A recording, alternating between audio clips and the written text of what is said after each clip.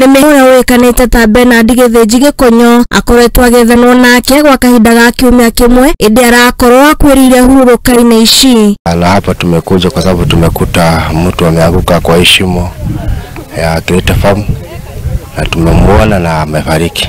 Alianguka Sunday asubuhi.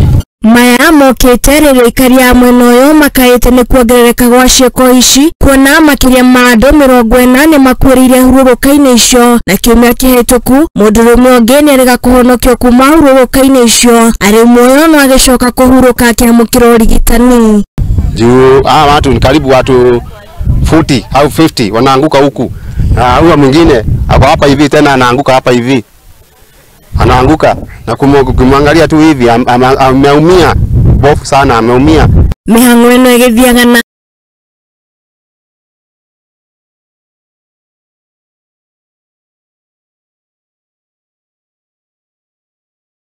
andũ no ikarĩte gwa kahinda karaihu hurũrũka-inĩ ici.